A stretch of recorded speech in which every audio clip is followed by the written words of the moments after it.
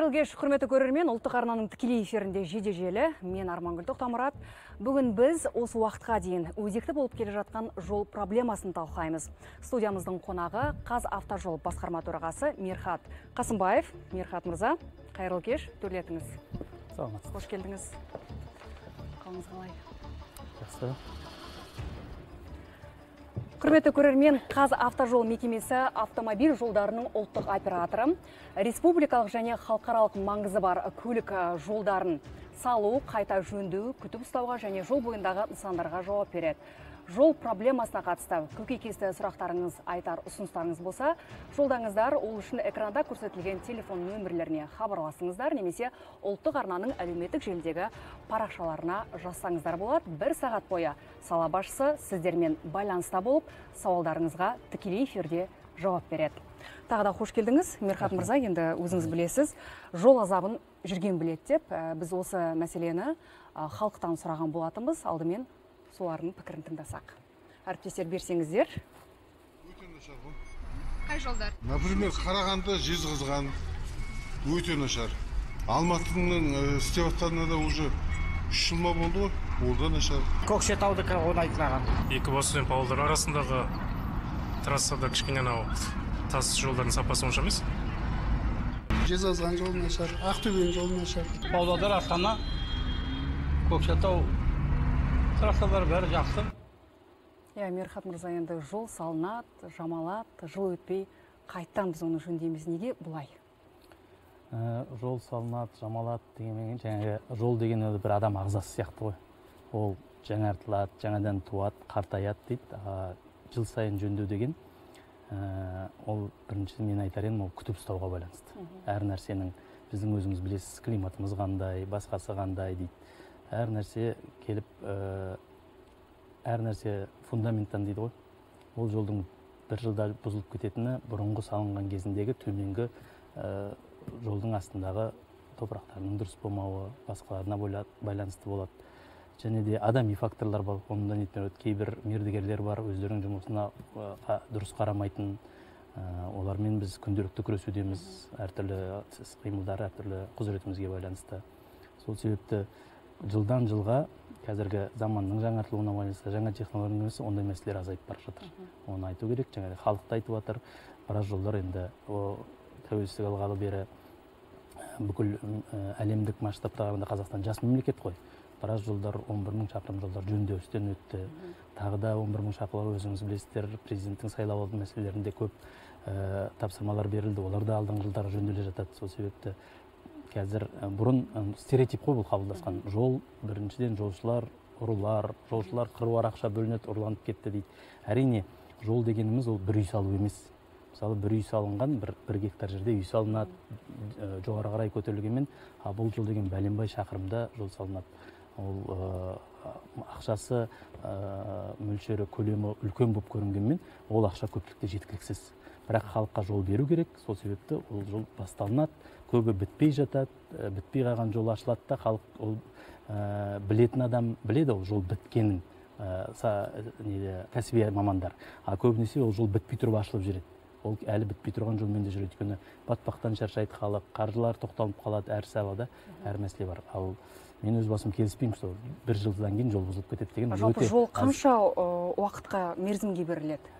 Жол 3 жыл, 4 жыл әр несіне байланысты мерзімге салынуға. Сіз құрылыс мерзімін сұрап отырсыз ғой. 3 жыл көлемінде салынып кетуге. Жоқ, жол берілгеннен кейін пайдалануға қанша уақытқа жарамды? Әр несі мердігер 5 жылға оған гарантиямен салынады. Әрбір біздің келісім шарттарымызда, орысша айтқанда договор дейді ғой, сонысында 5 жылға бер уақытта ол жол мердігердің құрамында сапасын қарап отырады өздері. Негізі 15 жылға болады, бетонный жолдар 25 жылға болады беріледі. Әр жолдың әр категориясына байланысты ол. Екінші категория дейді, үшінші категория дейді, бірінші категория, бірінші жол категориясына байланысты бөлінеді. Жаңа сіз бір сөзіңізді айтып қалдыңыз ғой, жолдың сапасына жалпы анау топырағы әртүрлі факторлар әсер етеді деп, ол алдын ала зерттелмей ма? Топырағы қандай, қалай салуға болады, не істеу болады деп. Жаңа айтып кеттім, климатқа да байланысты, топырақтардың құрамына да байланысты. Әрине, жобалау кезінде ол бәрі зерттеуден өтеді. бірақ бізде жаңа айтып кеттім ғой, бәрі келіп айналып келіп тірелгенде қаржыландыру мәселесіне ғой. Мысалы біз қазіргі таңның өзінде біраз жобалар бар, уже қордаланып кеткен, уже уақыт өтіп кеткен, әлі қаржы бөлінбеген. Сол сияқты пока ол жоба жатқан кезінде қанша эрозиялық мәселелер бар, басқа да мәселелер бар, бірақ жол салу кезінде бізді сапаның қадағалайтын, біз мердігердің бірінші өзінің лабораториясы бар, қадағалап тұрады. Екінші, бізде техникалық қадағалау, біздің тағы да бір мердігеріміз бар. Жол салуға бір мердігер болса, техника қадағалауға басқа мердігер аламыз, олар қадағалайды. Үшіншіден, ең басты неміз ұлттық сапа орталығы бар бізде, біздің министрлікте, бізге қарамайтын, бірақ министрліктен ашылған, ол бүкіл қадағалап, әр сала, әр деңгейін жолдың тексеріп отырады. Сондықтан өзіңіз білесіз, ашық алаң деген бар, басқа да қадағалап отыратын ұйымдар бар. Негізгі осы біз мердігер өз лабораториясы, біздің техникалық қадағалауымыз, ұлттық сапа орталығы қадағалап отырады. Мұрсат мырза, жаңа сіз өзіңіз айтып қалдыңыз, ұзаққа созылып кеткен жобалар бар деп. Соның бірі мынау Атырау-Астрахань тасжолы. Әріптестер, берсеңіздер, енді оны өзіңіз де білетін шығарсыз, иә, шағымдар өте көп, ол жолмен жұрт та өте көп жүреді, жиі жүреді, жиі шағымданатын. Не жолдың қазіргі көрінісі, бұл бір жыл бұрынғы видео. Бір жылдың ішінде жол салынбағаны анық. Кедір-бұдыр, сұрықсыз жол. Неге тоқтап тұр бұл жол? Бұл жол, мен сізге айтайын, жаңа айтқандай тоқтап тұрған жоқ. Біріншіден, дұрыс айтасыз. Неге бітпей жатыр уақытында? Уақытында бітпей жатқан себебі бар. Бірақ айтады ғой, өткенді қопаруға болмайды дейді ғой. Біз былтырдан бастап мен осы қызметке келгелі, президенттің бірінші критикасы осы болды. Сол себепті өзім айына бір рет барып тұрам. Республика үшінде менің орынбасарым бұл жақта. Былтырдан бері енді жол 2017-ден басталды. Әртүрлі ақаулар болған жобалау кезінде. Сонан кейін бәрімізге белгілі пандемия болған, тоқтап қалған. 2017-ден 2022-ге дейін 40 шақырымы салынды. Ол жолдың 277 шақырым жол. Оның, қателеспесем, 277 шақырым жол, оның 40 шақырымы 4 жылда салынып, былтыр біз қазір мына жолыңыз уже бір жағы былтыр 82 шақырым салдық. Сол себепті биыл енді бүкіл төсемдерін, ауылдардың ішінің бәрі, халықпен жиі кездесеміз, о жаққа барғанда ақсақалдарымыздың біраз шағымдары болды. Осыдан 2 апта бұрын депутаттармен бірге барып келісіп келдік. Қазір халықтың да пейілі жақсарып, көріп жатыр жұмыстың жүріп жатқан, барлық техникалар сол жақта жинақталған, бүкіл асфальт шығаратын заводтар жинақталған, бәрі жұмыс істеп тұр. Оның үлкен бір жаңағы мәселелер, 3 мәселеден болды бізде проблема. Бірінші, жобалау кезінде қателіктер кеткен. Топырақтың жаңа ғалымда айттық қой, дұрыс тексермей, топыраққа гипс араласқан топырақтар болған, солардың бәрін проектіні қайтадан пересогласовать етті. Екіншіден, Атырау өңірінде өзіңіз байқайсыз, көрің жазық құмдала. О жақта таудан тас шығаратын жер жоқ. Сол себепті вагондардың жетіспеушілігі тапшылығы болған. Сонан кейін Қазақстанның бүкіл былтырдан бері қатты көтеріліп жатқан битум мәселесі деген бар. Сол осы 3 фактормен ол жол тоқтап тұрған болатын. Сол себепті біз ол 2022-ге дейін жасап проект жобалау мәселелерін шешкен. Былтыр біз әріптестеріміз, Қазақстан темір жолындағы әріптестеріміз бар, министрліктегі әріптестерімізбен бірігіп отырып, вагон битум мәселелерін шешіп, өзіміздің жақтан біз енді ұлттық оператор болғаннан кейін құрылыс саласын ұйымдастыру ғой. Ол жағын ұйымдастырып, күндіз-түні менің әріптестерім сол жақта, орынбасарым сол жақта белгіленген, ол сол жақта тұрып жатыр, уже 1 жыл болды. Сол орынбасарымыз бәріміз айналысып, қазір 100% қарқынды жұмыстар жүріп жатыр. Енді халық осы жолдың игілігін толық қашан көреді? Осы жолдың игілігін толық биыл батпақсыз, мынандай шұрықсыз көреді.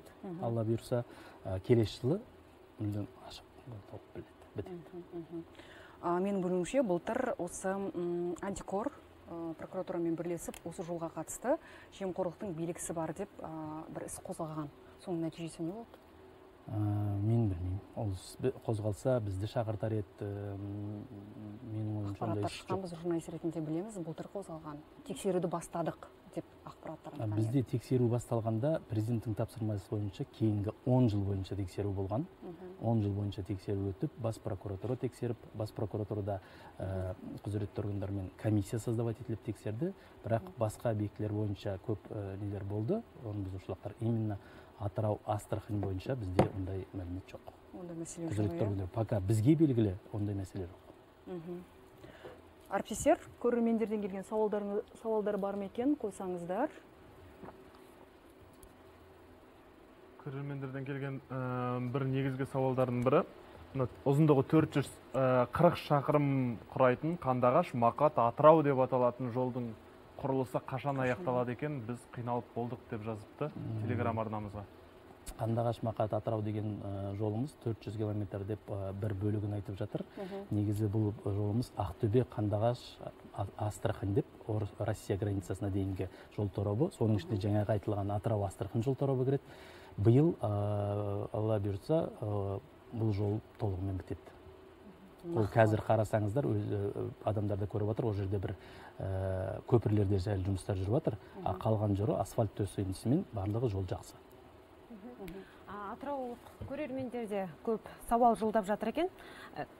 Жалпы облыс тұрғындарын әсіресе халықаралық трассадағы Атырау, Құрманғазы бағытындағы жолдың мәселесі титықтатып кетті, қиналып жүр екен. Жалпы білуімше бұл халықаралық қатынас жасайтын күре жол. Бұл жол қашан салынады?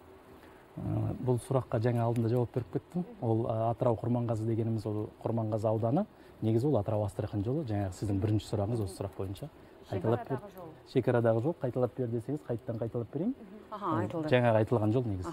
Жақсы, енді мынау сондай-ақ мына Қызылорда қараған қоңырау келіп түскен екен. Көрермен қабылдасақ. Қосаңыздар болады, әріптестер, қоңырауды.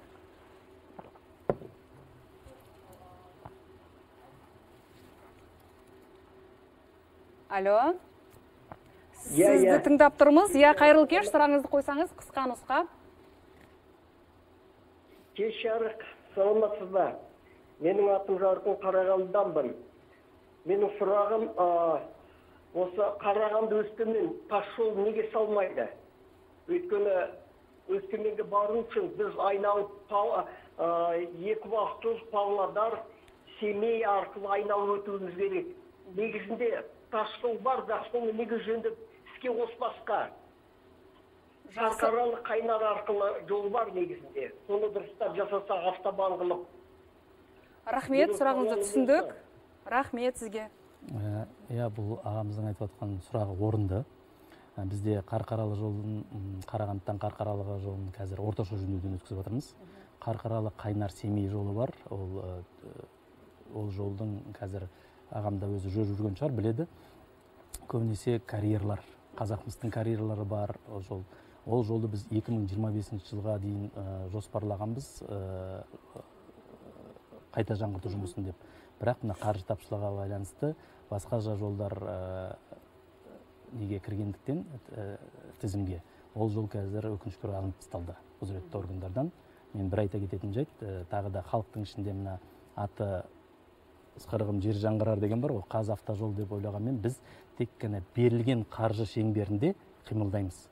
Біз мысалы қостық, тізімге қосып министрлікке жібереміз. Мынандай жолдар халыққа керек деп. Министрлік оны қарап, қаржы министрлігіне, үкіметке жібереді. Сол жақтан қандай проектіларға ақша бөлініп келеді, біз соны саламыз. Берілген қаржы шеңберінде. Өкінішке орай қазір ол жол бізде қарастырылмаған. 2030-ға дейін ол болмайды. Енді бізде бір шақырым жолға жалпы қанша қаражат бөлінеді? Жаңағы айтып кеттім ғой, бір шақырым жолдың әртүрлі категориясы бар. Бізде көбінесе енді айтып отырмын ғой, бірінші категория жолдар аз, екінші категорияға бізде... Ол неге байланысты солай аталады? Категория дейміз, әртүрлі, мысалы, негізгі бірінші категория дейміз. Бірінші категорияға жол, ол біздің Астана-Щучинскіміз, Астана-Теміртауымыз, басқа да жолдар бар, ол бір-біріне қарама-қарсы мәшінелер жүрмейтін жол. Бірінші категория, ортасында темірмен бөлінген жол, екі жол, төрт жолақты жолдар, алты жолақты жолдар, әлемде әртүрлі жол, ол бірінші Б категория, бізде көбінесе Қазақстанда бірінші Б категория жолдар. Екінші категория, ол қарама-қарсы жол, бізде көп жолдар Қазақстандағы, ол екінші категория жолдар. Сол себепті екінші категория жолдар бізде 550 миллион теңгенің шамасында 1 километрі. Салыстыра кетіп айта кетейін, естерінде жүрсеңіздер. Бізде бірінші категория жолдарымыз 800 миллион теңгенің шамасында. Шетелмен көп салыстырады ғой бізде. Қазірде сұрақтар алдын ала болар, айта кетейін. көбінесе Европамен салыстырып жатады. Европаның жолдары мықты, Дубайдың жолдары мықты деп, бізде демалысқа барғанда, Түркияның жолдары мықты деп. Түркияда бізде 800 миллионымыз, енді 2 миллион долларға да жетпейді ақша. Түркияда 7 миллион доллар 1 километр жол. Европада бұйылдан бастап классификациясы 12 миллион евро. Сол себепті жолдың бағасы сондай мәселе. Бізде өмір бақи қазір көрпемізге қарай көсіліп, сол себеп жолдың бағалары да, жолдың сапасы да осыған байланысты болады. Мерхат мырза, осы ретте бізге көрерменімізден WhatsApp желісі арқылы мынадай сауал келіп түскен екен. Омск-Қапшағай республикалық трассасының құрылыс жұмысының басталғанына 5-6 жылдың көлемі болды дейді, бірақ аяқсыз қалды. Қазіргі уақытта ешқандай жұмыстар жүргізіліп жатқан жоқ. Бұл жол жалпы қашан бітеді дейді? Омск-Қапшағай жолының негізі 960 шақырым. Омск-Қапшағай жол Қазақстанның территориясына өтетін жері. Соның 415 шақырымда үлкен мәселелер болды бізде. Оны өткенде сол жаңағы сіз айттыңыз, ол тексеріс кезінде деп, Генеральный прокуратура, антикоррупционный прокуратураның назарына түскен осы жол үлкен мәселелер болып, соның мәселелерін біз биыл шештік. Алла бұйырса, осы июньнен бастап жол қайтадан басталады. Биыл шамамыздың жеткенше күндіз-түні жұмыс істеп, біраз былтыр 226 шақырымын аштық. 226. Биылда сол ең үлкен өзекті мәселе жаңағы Омск-Қапшағайдың Қалбатау көкпекті жері бар. Адамдардың қиналып жүрген жері осы жерлер, батпақ бар, қыста боранына қалып қалған. Осы жерлерден жол асфальт төсенісін биыл төсесек деп жоспарлап отырмыз. Бір қиын нәрсесі, burada өзіңіз айттыңыз, жаңағы коррупциялық мәселелер болған. Burada коррупциялық деп мәселе айтылмайды. Мердігерлердің санасыздығының мәселесі болған, былайша айтқанда. Енді қазір Қытай мердігері, Қытайдың ақшасына салынып жатқан жол. Қытай мердігерлерімен осы қазір Пекин сапарында біраз тағы да әңгімелесіп, тағы да сұхбаттасамыз. Солардың Қазақстанға қазір қазақ мердігерлерінің алып тастадық, Қытай мердігерлеріне бердік. Енді олар техникаларын әкеп жатыр өздері Қытайдан. Сол техникалар сәл кешіктіріліп несімен кеп жатыр. Июньнің 1-нен бастап біз толыққанды сол жаққа жұмысқа кірісеміз. Қазірден бастап жұмыс басталды. Бүгін барып сұрақ қойған адамдарды өздері көріп жатқан шығар, техника қойылды. Бірақ толыққанды жұмысқа июньнен келісеміз. Келесі жылдың аяғына дейін бітіріледі, Алла бұйырса. Жақсы, рахмет. Жалпы мердігерлерге қойылатын талаптар қандай сіздерде? Бізде мердігерлерге тағы да қойылатын айта кетейін, сатып алу шартын, сатып алу заңнамасын бізде Қаржы министрлігі ұйымдастырады. Қазір көбінесе бұрынғы заманда өздеріңіз білесіздер, қағаз жүзінде құжаттар өткізеді, оны қағаз жүзінде тексереді, адами факторлар көп болатын. Қазір оған біз қатыспаймыз, адами фактор. Біз тек қана порталда өздері салады. Минфиннің порталы оны электрон, ол жақта да адам қатыспайды. Оның порталында электрондық немен қалап, талаптарына байланысты оның опытын қарайды, қаржылық жағдайын қарайды, қандай жаңағы опыттарын қарап, нетіп бәрін қарап, портал арқылы өздері қатысып ұтып алады. Оның жағдайы бар. Былтырдан бері президенттің тапсырмасына сәйкес біз оларға біраз ұсыныстар бердік. Қазақстанда көп жағдайда мердігерлер, бір мердігер алады да 10-15 контракт алып алады. Ол контракттарға, мысалы, мына бір контракты алады да, сол техникасын, сол қаржы жағдайын көрсетеді, оны алады. Сол техниканы алады да, екінші контрактыға көрсетеді, оны алады. Үшінші сөйтіп 10 шақты алады, ол техника біреуге ғана жетеді. Сонан кейін сізден, басқалардан жинап, басқаларын субподряд арқылы салам деген шешіммен ақырында бағаның қымбаттауын сылтауратады, басқан сылтауратады, объекттер тоқтап қалады. Сол сияқты біраз ұсыныстар бердік, чтобы мердігер 3 контракттан артыққа бара алмасын. 3 контракттан, бірінші контрактын бітіргенде 4-шісіне барсын. Тағы да коэффициенттері бар, сондай жергілікті, мысалы, Астанада опыт алып алған мердігер алады да, Ақтауға барып қатысады. Біз сондықтан ақтаудық жерлік коэффициенттерін өсіріп, оларға преимущество берілсін деп, ондай ұсыныстарды айттық. Қазір оның оң жағын, сол жағын Қаржы министрлігі, құзыретті органдар, атамекен бар, солар қарап, қазір 1 жыл болды, әлі ақылдасу майсуын жүріп жатыр. Түсінікті. Құрметті көрермен, енді эфирімізге енді қосылған көрермен болса тағы да айта кетейін, біз жол мәселесін талқылап жатырмыз. Арнайы спикеріміз бар, тікелей эфирде сұраққа жауап береді. Сондықтан көкейкесті өзекті сауалдарыңыз болса, жолдаңыздар. Бізде әзірге шағын жарнама. Осы жерге қазір келеді, мысалы, Жезқазғаннан келеді, Астанадан келеді жолаушылар. Олар жылап келеді ғой. Аналар шаң-шаң шаршап, шөлдеп, әрең келдік деп келеді, жылармен келеді. жаңағы газельмен. Өте қиын бізге. Бұзылып боламыз, қиналып боламыз, тоқтап боламыз, батып боламыз. Машина қиналады, жүру жол жаман, қызиды, тақылдайды, ас тиеді. Қызылорда Қарағанды бағытындағы жолда ұзақ жылдан бері көтеріліп келе жатыр. Міне халық өзінің шағымын айтып жатыр. Жүру өте қиын.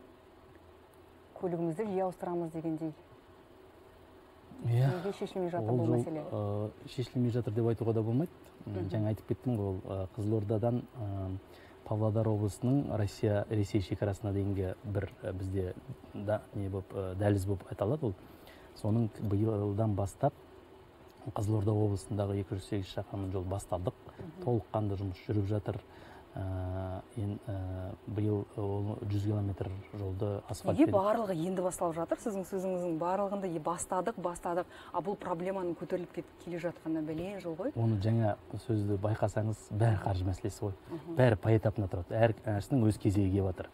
Бірінші біз халық не болды, жол Астана Павлодарды істеу керек болды. Оны істелді, көріп жатырсыздар, жол жақсы. Ең басында бастағанымыз Астана Щучинск кезінде қалай еді Бурабайға бару. Ол жасалды.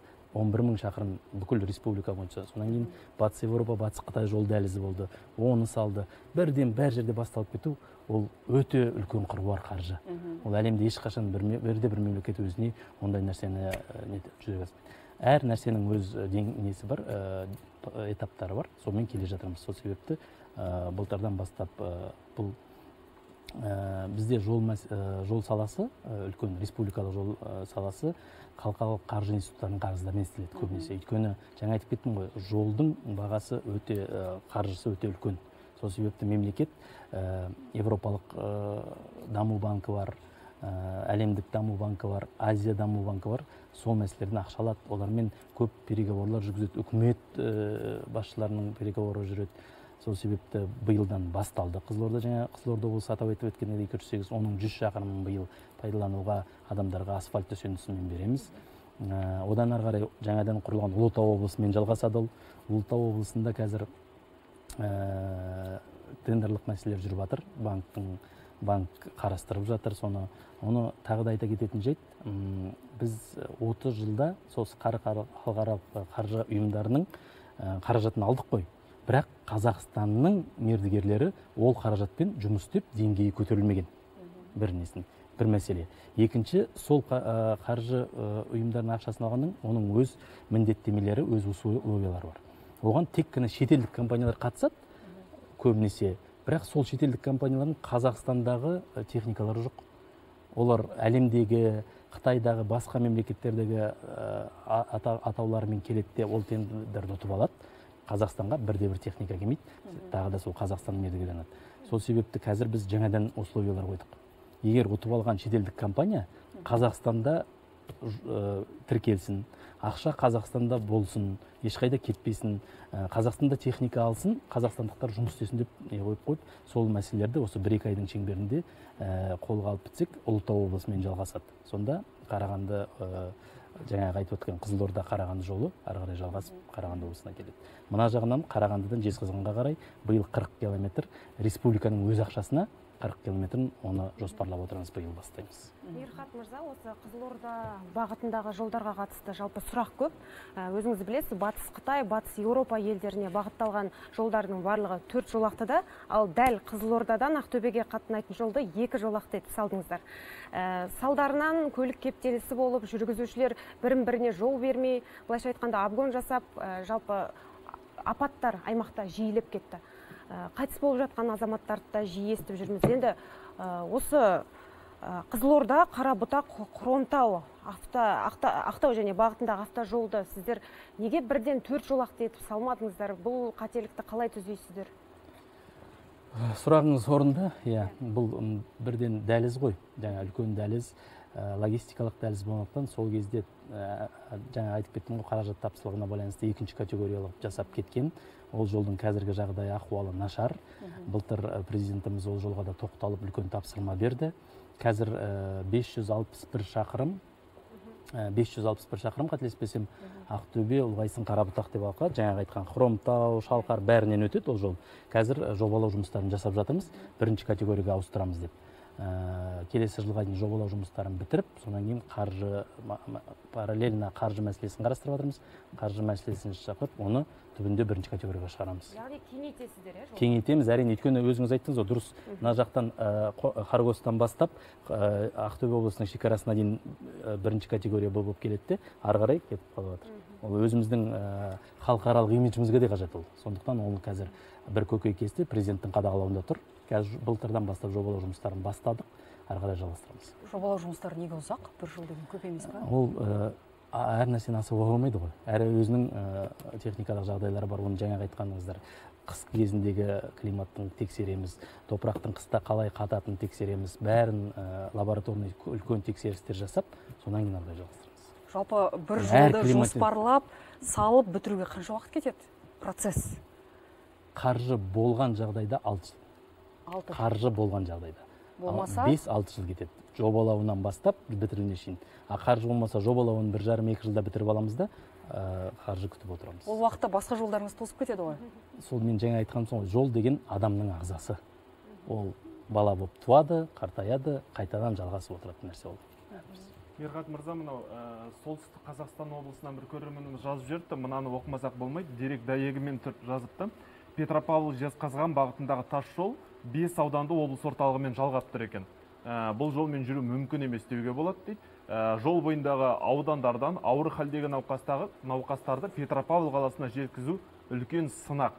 Біз мұндай жолға шыққан сайын адам өмірі үшін күресеміз деуге болады. Жол қашан толық жөнделеді? Бұл да үлкен мәселе. Өзекті сұрақ. Өзекті сұрақ. Халықтың өткенде де барып кеттік. Қыста көктемгі жағдайларда трубаларды шайып кетіп жатыр, ескірген жол. Биыл сол біраз трубаларын жөндеуге қаржы іздестірдік, таптық, және де орташа жөндеумен біраз жолдарын нетіп жатырмыз. Өкінішке орай, әрі үкіметтің жоспарында полностью қайта жаңғыру әлі де жоқ. Оны мен алдап биыл келесі жыл деп айтпайын, бізге әлі онда о жағына қаржы бөлінген жоқ қайта жаңғыруға. Бірінші жұрғанымыз жаңағы Қызылорда мен Қарағандының ортасын үлкен шақырым соны бітіру. Екінші очередьте бізде жаңағы Ақтөбе бірінші категорияға алдыңғы сұрақта айтып соны істеу. Сонан кейін қазіргі таңның өзінде 3600 шақырым бар бізде. Жаңағы сұрақтар болды ғой. Омск Майқапшағайдың жолы бар. Қазір алдыда сұрақтар арнайы түрде маған болады. Мен білем, ол Талдықорған мен Өскеменнің ортасы бар. Алматы мен Қарағандының ортасы бар. Сол жолдарды бітірмей тұрып, қайтадан ана жолдарды бастау, мына жағымызға ақша жетпей тұрғанда ана жолды бастау дұрыс емес. Сол себепті бірінші бітіріп алайық. Қазір көбінесе былтырдан бастап санынан сапасына қарай көңіл бөліп жатырмыз. Шашылып кетіп бастап бітіре алмай тұрмай, лучше басталғанымызды аяқтап алып, сонан кейін мына мердігерлер басқа жолға ауысып, өйткені бәрі шашылып кетеді, жетпей қаламыз. Түбіне жету қиын болып кетеді. Басталғанымызды бітіріп алу жоспарымызда. Дәл осы ретте жаңа өзіңіз айтып өткен Талдықорған Өскемен тас жолына қатысты көрерменнің сауалы бар екен. 353 шақырым жөнделуі тиіс еді дейді. Ол үшін мемлекеттен 161 миллиард теңге қаржы бөлінген дейді, әбден зерттепті. Бірақ Абай облысына қарасты 83 шақырымы сол күй аяқсыз қалды. Бұл Аягөздің маңы дейді. Жұмыс қашан бітеді? Бұл 873 шақырым жол негізі. Оның ол бізде Жетісу облысынан, Абай облысы, Жаңа Абай облысы, Шығыс Қазақстан облысынан өтеді.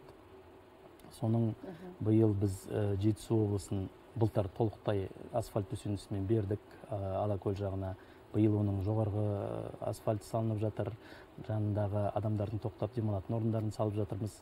Ары қарай Абай облысы ең күрделі мәселе. Ол да бұл жаңағы айтып өткен Майқапшағай жолы сияқты, бұл да Қытайдың ақшасына салынып жатқан жол. Өкінішке орай біздің қазақ мердігерлеріміз бізді жолды дұрыс істемегендіктен, былтырдан бері біз қазақ мердігерлерін алып тастап, Қытайдың компанияларының мердігерінің мойнына ілдік. Сол мына Жетісу облысын былтыр бітіріп, енді бүкілінен сол жаңағы Аягөздің маңына көшті. 78 шақырым жол. Аягөз қаласына 19 шақырым қалғаннан басталады да, халықта 92-ші шақырым дейді, сол жоға дейін өте күрделі, қыс болса бораны, жаз болса, көктем болса батпағына батылып жатыр. Биыл асфальт төсенісін саламыз деп жоспарлап отырмыз, өйткені бүкіл Қытай компаниясы сол жаққа көшті. Жұмыс басталды. Қазір өздері де көріп отыр халық. Өткен аптада мен болдым. ақырын жұмыс басталды. Июньнен бастап Қытайлар толық кірісіп, биыл асфальт төсенісін жауып, жолды батпақсыз береміз. Келесі жыл толықтай жаңа қалбатау мен бәрін бірігіп өткізіп бітіреміз. Түсінікті, енді сіздің келетініңізді біз алдын ала хабарладық. Жол мәселесі көтерілетінін айтты. Халықтан сұрақтар өте көп түсті. Соның бірі видео сұрақ тыңдасақ. Міне, өтке қарасаңыз болады. Астана қаласы Астана Тревел фирмасының менеджерімін. Жақында осы былтырғы жылда ашылған Ұлытау облысының жолдарын қашан жөнделеді екен.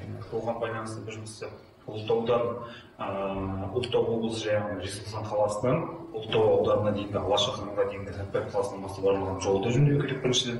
Себебі туристер тартатын кезде осы жол өте кедергісін келтіріп жатыр.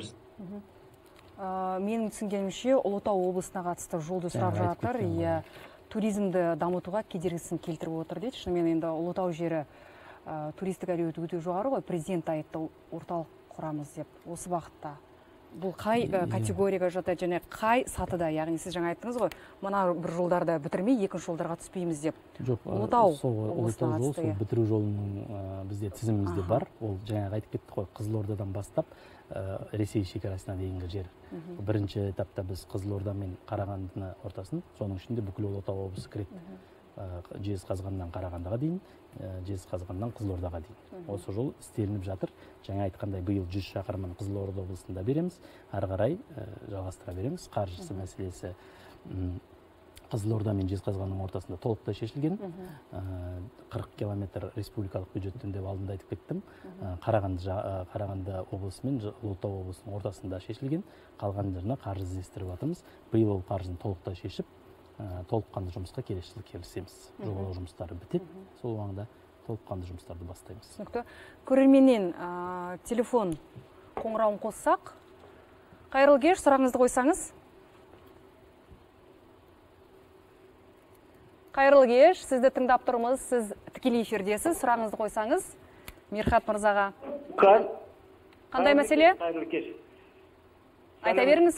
Менің мына Омбы Майқапшағай. Омбы Майқапшағай жайында мына трасса. Омбы Майқапшағай трасса жайында. Сұрағыңыз осы ма? Негізі қателеспесем, жаңа бұл сұраққа жауап берілді. Неге десеңіз, сіздің беріп отырған ақпаратыңыз жұмыс жүріп жатыр деген қате. Кеше ғана келдім мен.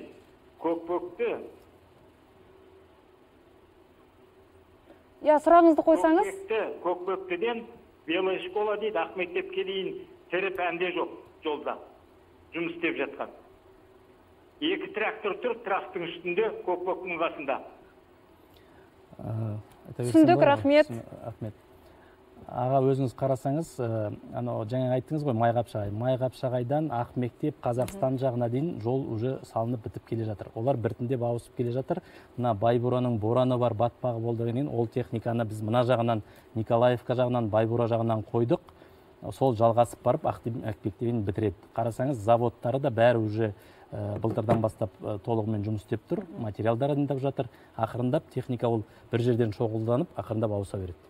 Ақ мектептің маңында қазір техника жоқ, ол 2 техника деп тұрғаны, ол жолдың қырып, адамдарға жол жүру мәселесін жеңілдетіп жатыр да, толық шешпегендікпен. Бірақ ақырында бұл кетеді. Ол жаңа айтып отқан ақ мектептің мен білем, барып жүрмін. Ол жақта әлі жол жүріп отқан жоқ. Мирхат мырза, өзіңіз жаңа айтып қалдыңыз, негізгі туристік жолдарды біз дамытуымыз керек, жетілдіруіміз керек дедіңіз. Енді мынау Көкшетау мен Омбы арасындағы тас жолда Ресей мен екі ортадағы бір туристік жол деп айтуға болады, бірақ оның да сапасы қазір сәл көңіл көншітпей тұр. Өйткені не дегенмен енді күнделікті қарапайым халық қатынайды, тіптен Ресейден келетін туристер Бурабайға осы жол арқылы барады. Бұл жолды жөндеу жоспарда бар ма жалпы? Көкшетау мен Бурабайдың ортасы жол жақсы. Көкшетау мен Петропавлдың ортасы жақсы. Оны жүріп жатырмыз, оны күтіп ұстау жұмыстарымен айналысып отырмыз. Петропавл мен Омбы шекарасында жол нашар. Біраз жер. Биылдан бастап біз о жаққа қаржы бөліндік. Мердігер айқындалды. Биыл жұмыс басталды. Келесі жыл о жақтың жолы да дұрысталады. Енді жаңа сіз айтып қалдыңыз ғой, біз жолдарды күтеміз деп. Бұл Қазавтожолдың құзырына кіреді. Жалпы күтім дегенге не кіреді өзі? Қазавтожолдың күтімін, өзіңіздер білесіздер, күтім деген жол бізде кезінде Қазавтожол, Қазақавтодор деген компания болған. Біз ұлттық компания Қазавтожол жолды жаңғырту мәселелерімен айналыссақ, Қазавтодор деген компания ол жолды күтіп ұстау мәселесімен айналысқан. Былтыр президенттің тапсырмасымен, былтыр июльдегі ол компанияны бізге қосып жатырмыз. Бұйырса, биыл ол қосылуды аяқтаймыз. Толығымен бір Қазавтожол барлығына жауап беруге құзырлы болады. Күтіп ұстау деген жұмысымыз ол жолдың жаңағыдай әр нәрсе бар ғой, халыққа түсіндірмен айтайын, бір пәтердің ішінде бір ремонт жасап кіріп тұра бермейміз ғой. Бір-екі жыл өткендіктен әрлеп қоямыз. Сол сияқты жолдың жағалауындағы жол мәшінелерінің қауіпсіздігі знактарды ауыстырамыз. Жолдың маңындағы мусорларды нетеміз. Қыстың күні қарын тазалаймыз. Жол жолақтары дейді, сызбаларын сызамыз. Кішкентай ақаулар шыққан кездегі шұңқыр жұмыстарын жасаймыз. Соның бәрі күтіп ұстау жұмыстары дейді. Оның бәрі ол өте көкейкесті, бір жүйелі, үлкен бір шешілмеген мәселе. Өйткені әр нәрсені салуымыз керек, бірақ соны жолымен күтіп ұстауымыз керек.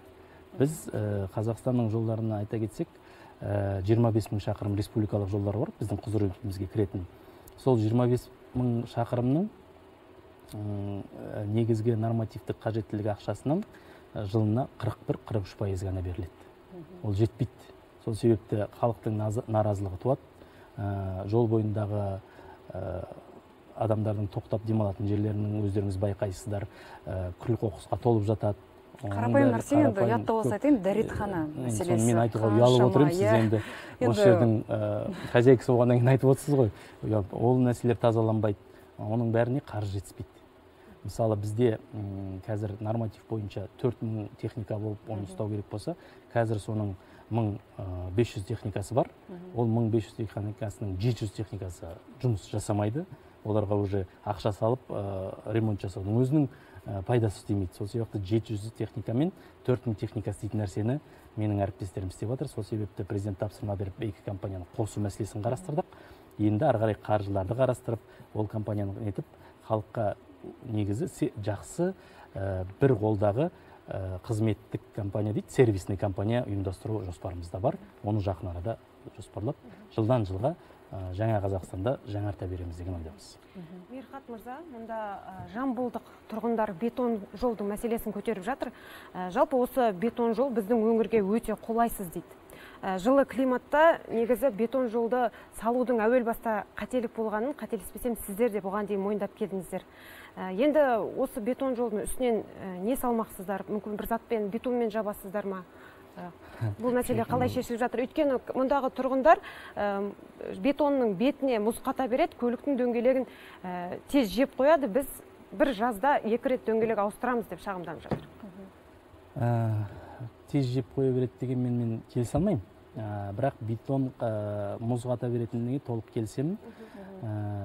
Технологиялық мәселелері бар. Оны жаңағы бәрі айналып келгенде күтіп ұстауға тоқталады ғой. Былтыр өздеріңіз білесіздер, жаздың аптап ыстықтарында ол 2012 жылы салынған бетон жолдар ғой. Жаңағы батыс Европа, батыс Қытай дәлізі жақсы сапалы салынған жолдар болған кезінде, бірақ 11 жыл өткен, 10 жыл өткен, ол жолдар уже дұрыс күтіп ұсталмағандықтан қаржыны тозған. Сондықтан олардың бетон жолдарын салған кезде ішіне қазақтың қарапайым халыққа жетерлік тілдермен айтайын, қан кернелер салынады, резиналар салынады, соның бәрін тазалап тұрмыз керек. Оған шаң түспеу керек, су түседі, шаң түседі, оның бәрі тазаланып тұр. Соның мәселесін күтіп ұстау мәселесіне қаржы аз бөлінгендіктен көп нәрселер дұрыс істелмеген. Сол себепті бетондар да бұзылып жатыр, оның да беті бұзылып жатыр. Қазір Қазақстанда ақырғы жылдары бетон салу жолына кеттік. Өйткені бетон салу жолы біріншіден қымбат, күтіп ұстауы да қымбат болғандықтан қаржы оны азайттық. Негізі егер қаржы жағдайы жақсартып етсе, бетондық жолдар 25 жылға дейін қызмет етуге болады. Бірақ өкінішке орай біз оны күтіп ұстай алмаймыз. Біздің климатқа келмейді. Біздің климатқа келемейді деп айту дұрыс емес. Меніңше барлығы қаржыға келіп тұр. Өйткені өзіңіз қарасаңыз, бізден де климаты нашар, Финляндия бар, Канада бар, дамыған мемлекеттерде бетон жолдары бар. Европада бетон жолдары бар. Бірақ біз оны күтіп ұстауға шамамыз жетпейді. Былайша айтқанда, қымбат машинені алып, газ баллон салып қойған адамдар бар ғой, экономдау үшін, сол сияқты ондай болмайды. Дәл осы жерде сұрақ туындап тұр. Қазір жарнамаға өтейік, содан кейін сұрағымызды жалғастырамыз. Құрметті көрермен, бізде шағын жарнама. Жолға қатысты өзекті көкейкесті сауалдарыңыз болса, жолдаңыздар, қоңырау шалыңыздар, тікелей эфирде сала басшысы сіздерге жауап береді. Тікелей эфирде жедел желі жол мәселесі талқыланып жатыр. Бізге қоңырау шалған көрермен бар екен. Қоссаңыздар, әріптестер. Қайырлы кеш, құрметті көрермен, сұрағыңызды қойсаңыз. Сұрағым бар еді. Тыңдап тұрмыз. Анау, мысалы шетелде күн ыстық кезде жүк көліктерін жүргізбейді ғой, алттан кейін жүргізеді. Біз жақта жүргізе береді, сосын асфальттың бәрі быт-шыт болады. Соны сұрайын деп. Кешіріңіз, сіздің сұрағыңызды түсінбедік, кішкене анық айтсаңыз, қаттырақ айтсаңыз. Жүк көліктер жүреді ғой, салмақтары көп. Салмақты көліктер жүреді, иә. Сосын асфальтты езіп жүреді. Ал шетелде алттан кейін жүргізеді да оны. Түсіндіңіз, иә? Сұрақты түсіндім. Рахмет сізге. Сұрағыңызға рахмет. Ол біз былтырдан бері айналысып жатқан сұрағымыз. Біздің жолдардың көбін құртатын, салып жатып құртып жатқан көбінесе шетелдік, анығырақ айтсақ қытайдық үлкен машинелер. Бір вагонға 60 тонналық, 40 тонналық жүкті тиеп ап жүреді, жолды құртады күніге. Оған біз қазір үлкен бір жол картасын жасап, әр нәрселермен жол өлшемдерін, орысша айтқанда автоматизированный измерительная система дейміз. Соны өлшеп отыратын әр қалаларда, әр жолдарға орнату мәселелерін қарастырдық. Министрлік тарапынан әкімдерге, жаңағы ағамыз айтып отырған ауылдың жолдарын айтып отыр ғой. Ауылдың жолдар ол көліктерге мүлдем қолайлы емес, оларға арналмаған. Сол мәселелерді қарастырып, оған байланысты мәжілістің қолдауымен біраз заңдарға өзгерістер енгізіп жатырмыз. Поэтапно ол көліктерді қандай тонна мөлшерде ол жолмен жүруге рұқсат, қандай тонна мөлшерде жүруде мына жолмен рұқсат, қай көліктерді біз карьерный көліктер деп атап, оларға болашақта мүлдем ол көліктерді Қазақстан границасынан кіргізбеуге де ол нетіп жатырмыз. Өйткені біраз көліктер бар, Қытайдың өзінде шығарылатын көліктер Қытайда үлкен жолдарда жүргізілмейді. Бірақ біздің елге келіп ап, кезіндегі заңнамаға сәйкес біздің елде үлкен жолдарды құртып жатқан себептері бар. Сол себепті біраз өзгерістер болашақта болады. Оны әртүрлі деңгейде сөйлесіп жатырмыз. 2000 біраз заңнамаларға өзгерістер енгізіп, тыйым салынады. Мүмкін емес, ол негізі салынады. Мерхат мырза, осы ретте Facebook желісінен шыны керек өте көп сауалдар келіп жатыр. Солардың басым көпшілігі ақылы жолдарға байланысты. Көрермендердің айтуынша, ақылы жолдар енді шыны керек, олардың бағасы өте жоғары, тарифін түсіру керек дейді. Және екінші сұрақ мынау, ақылы жол жасалғаннан кейін үй жануарлары өтпейтіндей қылып, жолдың жиегін қоршап қойса болмай ма дейді. Себебі бұл жол көлік апатының көбеюіне кесірін тигізіп отыр дейді. Иә, бірінші сұрақ айта кетейін, бізде ақылы жолдар бар, өздеріңіз білесіздер. 2021 жылға дейін 700 шақырым болған. Ол өзің Астана-Щучинск дейді, бірінші категория жолдар. 2021-де біз тағы да ашып жолдарды, негізгі көлемі 2200 шақырым жол бердік ақылы жолдарға. Бірінші санаттағы жолдардың бойында жаңағыдай айтқан қоршау темірлері қойылған. Бірақ біздің жақын маңында ауылдар көп қой, әр адамдар малдары бар. Біз сол көп темірлерімізді сол мал қоралардан қоршауынан тауып алып жатырмыз қазір. Ішкі істер органдары онымен айналысып жатыр. Бірақ оны біз қайтадан құрамыз. Екінші санаттағы жолдарға бізде де жаңағы жоспарымыз бар. Біраз жолдарды қайта ондай салып жатырмыз, темір жолдарды. Бірақ қазағым кең халық қой. Әр адам малын айлап көрмейді. Негізгі былтырдан бері малдардың басына жолақтарды жауып жатырмыз. Малда әр әкімшіліктерге тапсырма беріп, адамдармен сөйлесіңдер, әркім өз малына ие болсын. Өйткені халықтың бір адамның өлімі қанша мың малға да тұрмайды ғой, әркім жақыны. Адамдар сол малдардың несімен түнде малдарыңызды қамап қойыңыздар деп айтып жатырмыз. Кейін халық бұрынғы көшпенді халық болған қанымызда қалған ғой, жайып жібереміз де малымызды қарамайтын жағдайымыз бар. Халықтан да бар. Ақысына келсек, әлемдегі бір егей мемлекетпіз біз. Ақысы ең төмен. 1 километрі 1 теңге. өзіңіз білесіздер, ол баға бізде 2013 жылы бекітілген бағалар. Жүк көліктеріне 25 теңге. Одан бері үйіңізде жеп жүрген нанымыздың бағасы қанша есеге өсті. Одан бері біз өсірген жоқпыз. Сол себепті бізде әлемдегі ең төмен баға. Оны біз қайталап, қазір бағаны өсірмей, әр жылдық айлық көрсеткішке белгілеп қойық деп отырмыз. Айлық көрсеткіш өскен сайын, орысша айтқанда МРП дейміз ғой, соған байластырып, ол да өсіп отыратынын әкелмесек, өйткені ақылы жолдар біз енгізгеннен кейін, ол ақылы жолдарға мемлекет ақша бөлмейді. Ол ақылы жолдар бізге қаржы әкелу керекті, сол ақшаны біз сол адамдар жақсы жолмен жүрсін деп нетеміз, бөлеміз. Сол себепті түскен ақша, жаңағы 1 теңге деп түседі, ол ақшаға жетпей жатыр да, жолымыз құртылып жатыр. Мемлекет ақша бөлмейді. Сол себепті біз оны көтереміз. Көтергенде де бірден көтермейміз, ақырындап көтереміз. 1 теңге деген қазір өзіңіз білесіз, ол уже 13 жыл қандай болды 1 теңгеміз, қазір 2020 жылдан кейін ол 1 теңгеміз қандай болды. Сол себепті ол мәселе бар. Ферхат мырза, осы ақылы жолдардың мәселесін тағы да көтеріп отыр. Ақылы жолдардың бойында үй жануарларын немесе дала жануарын соққан кезде ақысын кім төлеу керек келтірілген шығынды дейді. Бұл ақылы жол ғой, біз сол үшін ақша төлеп отырмыз ғой. Сіздер көлігімізді қайта қалпына келтіріп бересіздер ме дейді. Біріншіден, ақылы жолдардың бірінші негізі ол жануардың иесі. Бірақ қазір ақырындап біз енді санап келе жатырмыз ғой. Қазір өздеріңіз білесіздер, әр ауыл шаруашылығы министрлігінде де бағдарламалар бар, әр отбасының малын белгілеу. Сол себепті көп жағдайда біз жылдам келеді, біраз материалдарда бар, кейін бере жатармын. Малдың құлағына белгі салған жерін авария болғаннан келеді, малының құлағын кесіп алып кетеді, таба алмайсың. Сол себепті ал біздің жолдың мәселесі болып, ол жерде действительно жаңағы ақылы жолдар кезінде шектеу қойылмаған, знактар дұрыс қойылмаған болса, біз құзыретімізбен біз оны восстановить етіп беріп жатқан жағдайымыз бар. Ал егер белгілер тұрса, белгілер бәрі тұрса, өйткені қазір қауіпсіздік жағдайы бар ғой. Жолдардың көбінің жақсарғандығы да бар. Мысалы, жаман жолмен адам қатты жүрмейді ғой. Ол жерде де қатты келе жатқан кезде қағылыс болады көбінесе. Сол себепті біз скоростьті қараймыз. 110 километрмен келе жатқан жер бар, 90-дық бар. Ауылдың іштерінде, көбінесе ауылдың іштерінде қағылады ғой, машинелер, адамдар, пешеходтарда қағылады. Ол жерде 60-пен жүру керек. Қалай, кімнің кінәсіне байланысты? Біз жақтан кінә кеткен жерде біз бәрін қалпына келтіріп беруге, ол міндеттілігіміз, құзыретіміз. Осы ретте әлеуметтік желіге келген сауалдардың бірі, Қазавтожол халықпен әлеуметтік желіде байланыс жасайды ма дейді. Яғни, мына сұрақтардың көптігіне қарағанда, ағайының өздеріңізге тікелей айтатында бір назы бар секілді. Қазавтожолда, біз әрдайым мақтанбай ақ қояйын, біздің компания 10 жыл болды.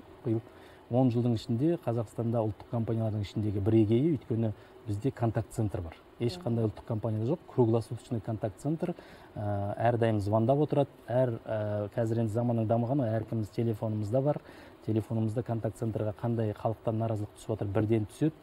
Бізде былтырдан бері бұйрық шығарғам, әр 10 минуттың ішінде бүкіл өңірлік басшыларым 10 минуттың ішінде біреуге тапсырмау керек, өздері соған жауап беру керек. Себебі не? Әр басшы өзі жауап беру үшін оларға әр қандай стимулирование бар, плюс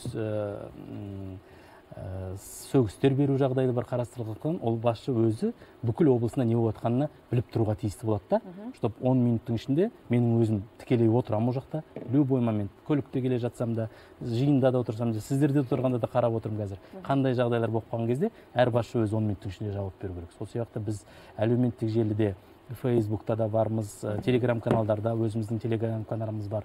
Борандарды, жолдың жабылғанын, ашылғанын бәрін уақытылымен айтып отырамыз. Былтырдан бастап Сапар деген мобилдік приложение аштық, былтыр енгіздік. Ол ақырындап қазір Apple саласында да, басқасында да ақырындап апробациядан өтіп жатыр. Болашақта толығымен жұмыс істейді деп жоспарлап отырмыз. Халықпен байланысымыз әрқашан үзілмеген. Атырау жаңағы Астрахань айтып жатсыздар. Әр барғанымыз сайын орынбасарларым, басқаларымыз халықпен кездесеміз, тікелей кездесеміз.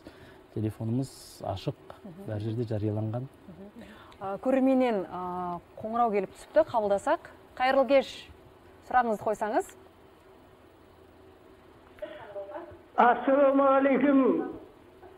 Ассалаумағалейкум, кеш жарық қарағым. Саламатсыз ба? Қарағанды облысы, Ақтоғай ауданынан. Сұрағыңызды қойыңыз. Мынау Қарағанды, Балқаш, Алматы тасжолының салыну мерзімі ұзап бара жатыр, осы қай уақытта аяқталады? Рахмет. Рахмет аға сұрағыңызға. Қарағанды Балқаш Ақсуайұлы маңын өзіңіз көріп жатырсыз. Біраз жолдары уже аяқталған. Жұмыс қарқыны жүріп жатыр. 363 шақырым.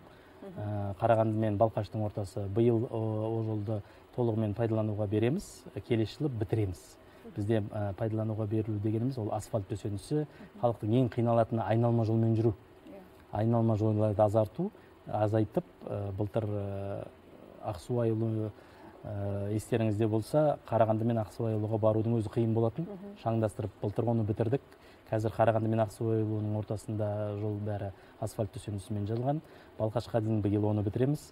Ары қарай Бұрылбайталға дейін бір 60 шақырымдай нашар болып биыл бітірмеу қаупі бар. Қалған жолы толықтай тоже бітіреміз. Бұрылбайталдан Күртіге дейін биыл тоже асфальт төсенісімен ашамыз. Келесі жылы ол жолды толық бітіру Алла бұйырса жоспарымызда бар. Мерхат мырза, Түркістан облысының тұрғындарынан бір сауал бірнеше рет қайталанып келіп жатыр. Құрылысы жыр болған Шақпат Баба шатқалындағы туннельдің құрылысы қашан аяқталады дейді? Иә, бұл мен тағы бір айта кетейін. Шақпат Баба туннелі 2010 жылдан бері істеліп жатыр. Мердігерлердің санасыздық, шетелдік мердігерлер, шетелдік заңнамамен алынған проектлар бар. Ол құрылыс жобасын негізі тапсырыс беруші Қазавтожол емес, министрлік. Бізде ол жаңағы әлемдік банктың қаржысына салынып жатыр министрліктен. Менің ақпаратым бойынша қазір мердігер өз ақшасына оны тамамдау жұмыстарына кірісіп, биыл келесі жылы бітіру керек. Түсінікті. Семейден Алматыға баратын трассаны кім салуы тиіс дейді. Семей мен Талдықорған арасында жүру мүмкін емес, жөндейміз дегенде 15 жыл болды. Кім жауап береді оған деп Фейсбуктағы көрермен жазған екен, мен жазып алғанмын. Иә, ол жаңағы Семей Алматы деп отырғанымыз жаңағы айтып кеткен Талдықорған Өскемен жолы. Алдында жауап беріп кеткен 78 шақырымы Аягөзден бастап жаңағы 92 шақырымға дейінгі жол. Өте нашар жол, қалған жолдары жақсы. Толығымен біз оны келесі жылдың соңына дейін бітіреміз. Биыл Алла бұйырса ноябрьдің соңына Алматыға дейін жақсы жолмен жүріп бара бересіз. Бірақ қалған абаттандыру жұмыстары бар, басқа орнатылу жұмыстары бар, көпірлері бар. Бәрімен 2024-нің аяғына дейін бітіреміз. Жолға бөлінген ақшалардың есебі сұралмай ма, пайдалану мерзімі тексерілмей ме деп Қаныш Садыр есімді Фейсбукта жазыпты. Ол қазақ атам айтқан ғой, судың да сұрауы бар. Құзыретті органдар оны сұрайды. Есеп комитеті бар. Қазір палата дейміз. Счетная палата жыл сайын тексереді. Былтыр президенттің тапсырмасымен үлкен ревизия жүріп өтті. 10 жылдық бүкіл құзыретті органдардың комиссиясы 10 жылдық мәселені тексеріп, кімнің кінәлі, кімнің қаражат қайда кеткенін бәрі тексерістен өтіп, халыққа жарияланып жатыр ол тексерістің шешімдері. Ферхат мырза, мынау елордамызды батыспен байланыстыратын күре жол туралы да сауал келіп түскен екен. Астана Арқалық Ақтөбе жолының қазіргі жағдайы өте нашар дейді. Қашан салынады, тура жол бола ма дейді? Тура жол өтірік айтпайын, болмайды жақын арада. Ол сұраққа жаңа жауап кеттім. Басталған жұмыстарымызды бітіріп алайық. Бірінші мәселе тұрған жаңағы халыққа өте қажетті жолдарды бітіріп алайық. Өйткені ол жол керек, бірақ қазіргі жоспарда, жақын арадағы жоспарда жоқ. Себебі біз қазір Қостанай арқылы Ақтөбеге шығып, Ақтөбе арқылы жаңағы өзіңіз сұрақ қойып кеткен Қандыағаш Мақаттарды бітіріп жатырмыз. Адамдар барамыз десе жақсы жол бар. Төте жолды, мына жолдардың бәрін ретке келтіргеннен кейін болашақта жоспарда бар, бірақ жақын арада жоқ. Енді Мерхат мырза, енді өзіміз жол жүргенде байқаймыз, жолдың жиегінде бейіттер бар, иә? Жалпы олар қаншалықты дұрыс біріншіден, екіншіден кейбір кезде аялдауға болмайтын жерлерде де көліктер тұрады. Жалпы жол жүрудің ережелері бар ма? Жол жүрудің ережелері әрине бар. Өзіңіз де білесіз, жол жүргізуші құжатын алғанда бәріміз оны оқып сол құжатты алдық. Ол ережесіз әр нәрсесі болмайды. Ереже бар, ережені көбінесе өзіміздің азаматтарымыз, өзіміз бар, бәріміз азаматпыз ғой. Оны бұзып жататын себебіміз де бар. Жол жақсы болғандықтан жаңағы айтып отырмыз ғой. жылдамдықты да асырамыз, тоқтамайтын жерде жүйткиміз, тоқтамайтын жерде тоқтап қаламыз, сәл шыдамаймыз дегендей ол мәселе адами факторлер. Жалпы жазалау шаралары бар ма? Әрине, жазалау шаралары қазір бізде ол құзырет, ішкі істер министрлігінің құзыреті ғой. Өздеріңіз жолда кезінде радарлар болды, қазірде бар, қазір оны көлікке қойып қойды, патрулирование бар, бәрі бар. Оны әріптестеріміз, ішкі істер органдары әріптестеріміз жүргізуде. Бейіттер дегеніміз енді ырымшыл халықпыз, ауылымыздан көшіп кеткен халықпыз деп, енді ол өз жеке ойым. Халық әр бейіттің қасынан өткенде көлік жүректерінің жылдамдығын азайтып, бір Аллах акбарымызды айтып өтеміз ғой. Сол себепті ырымдап жолдың бойына жерлейді ау деп ойлаймын. Адамдар өткен адам, оған тыйым жоқ. Ол жолдан өзінің біздің жол прям мысалы жол жолағынан 35 метрден ары қарай ол жергілікті акиматтың құзырында, бізге қарамайды. Біз оған тыйым салмау мәселесі жергілікті органдардың құзыретінде. Негізі адамдар жолға жақын салатыны бар мешіттер, бейіттерді. Оны енді. Өзіңіз жалпы қала арасында көлікпен жиі жүресіз ба? Мен көлікпен жиі деген әрі салыстырмалы нәрсе ғой. Айдың аптаның сәрсенбісінен жексенбісіне дейін іссапардамын. Сол іссапарымның автомобиль жолымен мысалы айтсам, Атырауға дейін автомобиль жолымен бар уақытым жетпейді. Атырауға дейін самолетпен ұшып барамын. Атыраудан Құрманғазы ауданына дейін автомобильмен жүремін. Оралға дейін ұшақпен ұшып барамын. Оралдан Жәнібек, Қазталовка, Сайхын аралап, Хан Ордасынан барып, ары қарай Нарын құмымен Құрманғазыға дейін шығып кетемін. Шығыс Қазақстан негізі көлікте өзім рөлде жүруді ұнатамын. Көлікте өзім рөлде жүремін. Жолды білемін. Маман ретінде де, қазақстандық ретінде де, жүргізуші ретінде де. Негізі. Түсінікті. Көлікпен жүрген кезде көзіңе көп нәрсе түседі. Эфиріміздің уақыты аяқталып қалыпты. Құрметті көрермен, бүгін біраз мәселені талқыладық. Халықтың көкейіндегі өзекті сауалдарға да жауап берді. Жауабын яғни ала алды деп ойлаймыз. Рахмет сізге. Шақырғандарыңызға рахмет. Жолдарымыз енді тегіс болып жеткейік. Алла бұйырса соған қалыптасып, бүкіл жолшылар болып өте бізде Құранда да келтірілген ғой, жол салушы сауап деп. Адамдарымыздың ниеттерін түзеп, жолды сапалы салуға барлық күш жігерімізді салып жатырмыз. Жақсы, рахмет, құрметті көрермен, сау саламат болыңыздар. Рахмет, сау болыңыздар.